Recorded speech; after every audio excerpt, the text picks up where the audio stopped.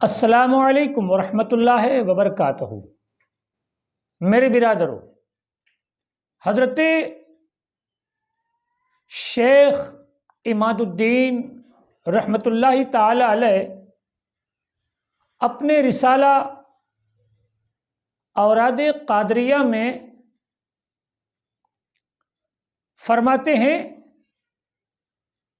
कि सबा काफ ये ऐसी दुआ है कि इसके पढ़ने से तमाम बलैयात, मसाइब, परेशानी का हल है। फरमाते हैं कि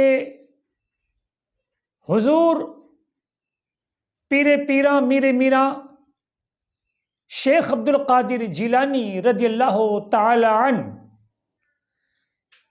की वालिदा ने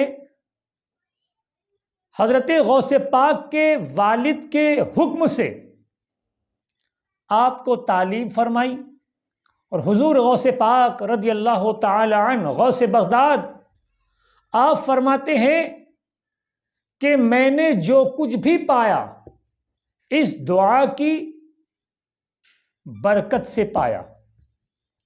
हज़रत शेख इस्माइल बिन मोहम्मद सईद कादरी रहमतुल्लाहि ताला अलैह अपनी किताब अल फ़ुयूज़ात रब्बानिया में लिखते हैं कि हुजूर गौसे पाक रज़ियल्लाहु ताला अन्हु फरमाते हैं कि तमाम मसाइब के लिए, तमाम परेशानी के लिए, तमाम मसाइल के हल के लिए ये दुआ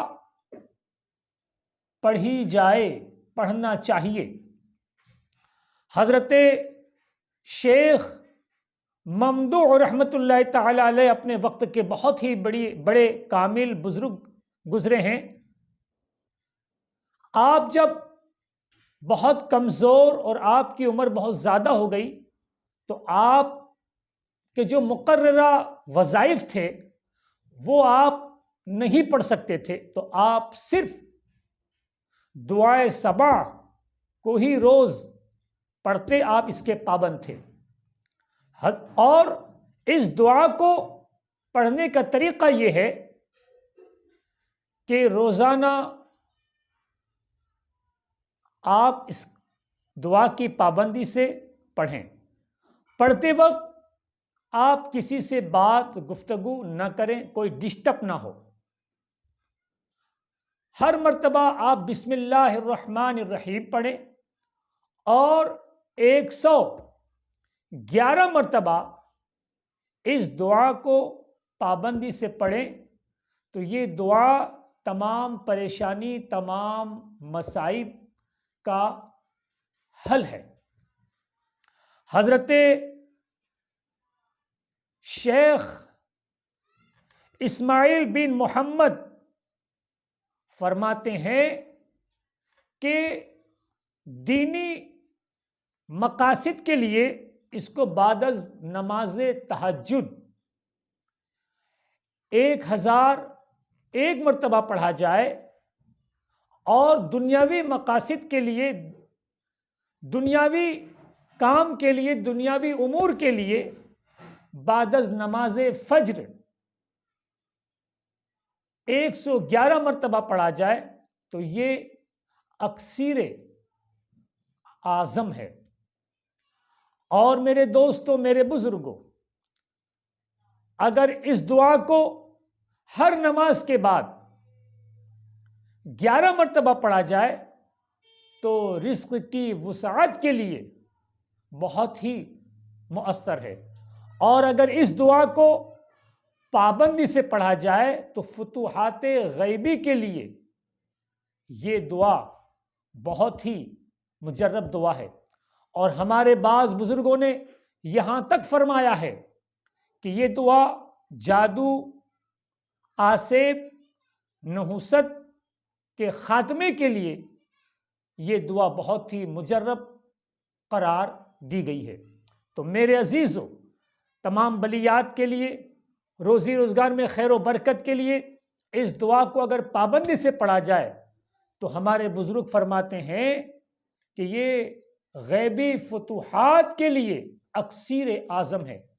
इस दुआ को आप ज़रूर पढ़ें और याद रखें, जब आप दुआ पढ़ें तो आपका मकसद आपके दिल में होना चाहिए और आपको ये ख्याल होना चाहिए, आपका इरादा मजबूत होना चाहिए कि मेरा काम हो चुका है, होगा नहीं, कामयाबी मिल चुकी है। इस इरादे से, इस्तिकामत के साथ और यकीन के साथ आप इस दुआ को पढ़ें। और मेरे अजीज़ों, जिस दुआ के बारे में गौसे बगदाद फरमा दे, वलियों के सरदार फरमा दे कि इस दुआ की बरकत से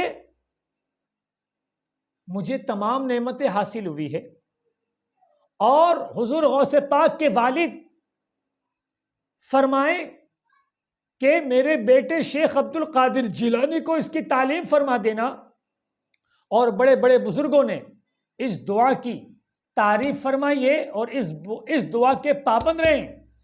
और अजीज़ों, जिस दुआ के ताल्लुक से या जिस अमल के ताल्लुक से हमारे बुजुर्ग लिख दें, मेरे अजीज़ों, वो दुआ में बहुत बरकतें, इसलिए कि उनका लिखना बरकतें, इसलिए कि उनकी नीयतें जो होती हैं वो मखलूक खुदा को फैज़ पहुंचाना होता है। उसमें उनका कोई मफाद नहीं होता, उसमें उनका कोई मकसद नहीं होता, वो खालिसतल्लाह होते हैं। उनका मकसद सिर्फ खल्क़े खुदा को फैज़ पहुंचाना।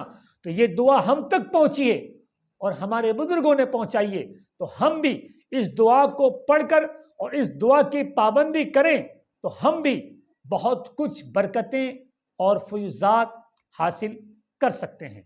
अल्लाह हाफिज़।